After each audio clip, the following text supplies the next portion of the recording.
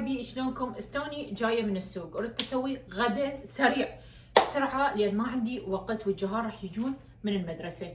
اليوم عاجبني اسوي كبده دجاج، تعالوا وياي.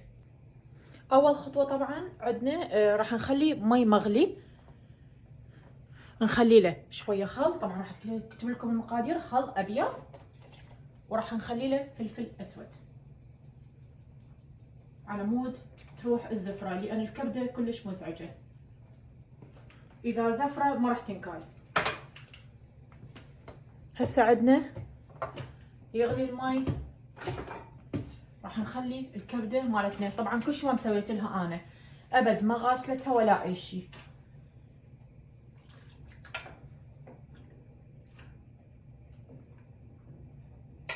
تركوها شوية دقايق على مود تنشال الزفرة مالتها. هاي خليناها تقريبا 3-4 دقائق، خلاص شوفوا الزفرة مالتها، خلاص راح نشيلها هسه، نصفيها ونغسلها. صفيتها بالمصفي وراح اغسلها بمي بارد.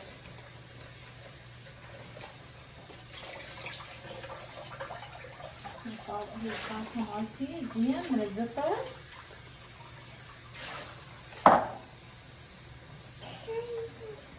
ودير بالكم لان هي تتمرد بسرعه، بس هيجي حتى يجيها الماي كويس زين. تغسلوها وتخلوها تصفى، تذب المي مالتها، وهاي الطريقه الصحيحه للكبده حتى لا تنمرد، وبنفس الوقت تنشال كل الزفره من عندها. بين ما تتصفى الكبده مالتنا حبايبي راح نترم البصل. هسه الطريقة، خلينا الطاوة مالتنا على النار، نخلي لها زيت الزيتون، لأن زيت الزيتون ينطيها طعم طيب وبنفس الوقت صحي. تعرفوني دائما استخدم زيت الزيتون. اوكي، نجيب بصل،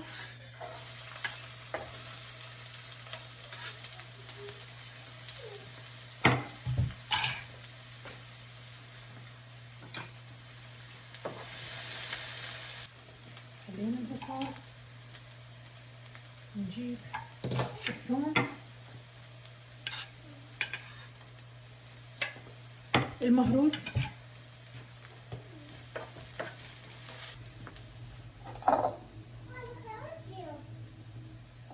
شوفوا المي مالتها ورا ما صفى المي، وبعد ما طلعنا الزفرة مالتها وغسلناها زين، خلاص هذا الأخير مناخ.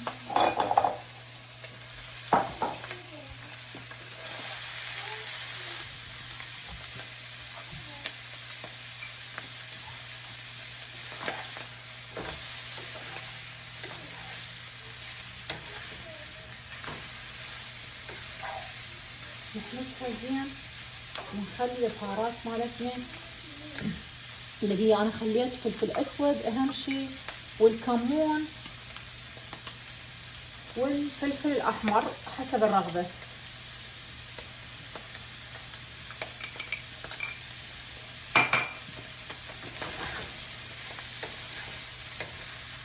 اكله سريعه وجدا لذيذه، اللي يجي من الشغل ما نحضر شيء، او اليوم انا جايه من السوق بسرعه جبتها وما تاخذ ربع ساعه من عندك.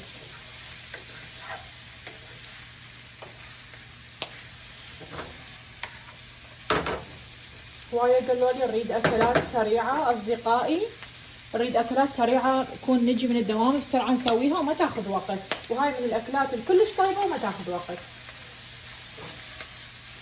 نحاول ما نقلبها هوايه حتى لا تنمرد. بين ما غطيناها كم دقيقه نجيب نص ليمونه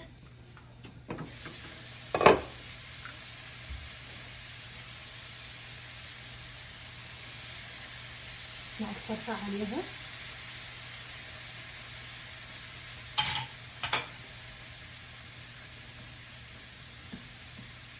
ونجيب ملعقة مايونيز لايت. هاي هم حسب الرغبة بالنسبة للمايونيز، بس طبعا ينطيها طراوة وبنفس الوقت ينطيها نكهة كلش طيبة.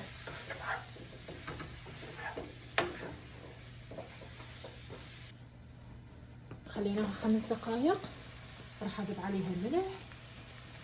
طبعا الكبدة ما تاخذ هواية، لان كل ما تخلوها كل ما تقوى على النار، ما طيبة تصير بعدين يابسة.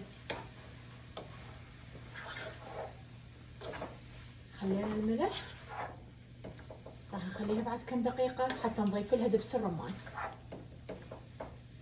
تركناها كم دقيقة، نشوف شكلها. راح نخلي لها دبس الرمان هسه.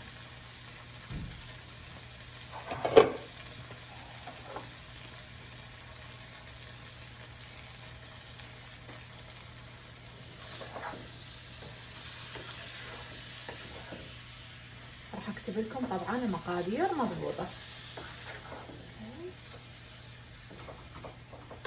شوفوا شكلها شلون مشهي.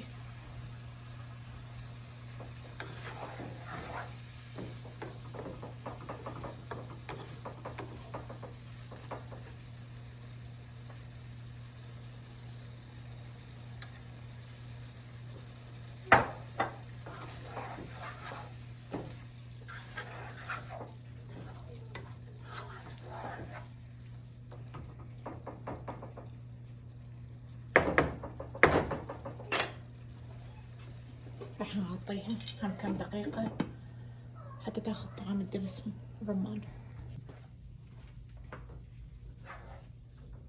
بعد ما بقيت شوفوا شلون مشهية. 5 دقائق بدبس الرمان. وطبعا ما قلت لكم انه دبس الرمان على حسب انتو ايش قد يعجبكم. انا راح اخلي لكم المقادير، بس اكو ناس ما تحبها هواية حامضة فممكن تقلل دبس الرمان. زين طبقنا شوية بالريحان، انا احب الريحان دائما بالاكل. واحدة. تقدرون تقدمون ويا هذا خبز العيش او صمون او اي شي ويا اي شي. هذه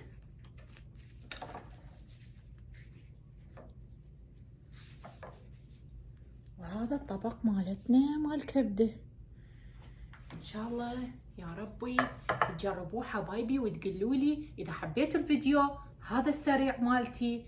لايك وسبسكرايب، واشوفكم فيديوهات جديده.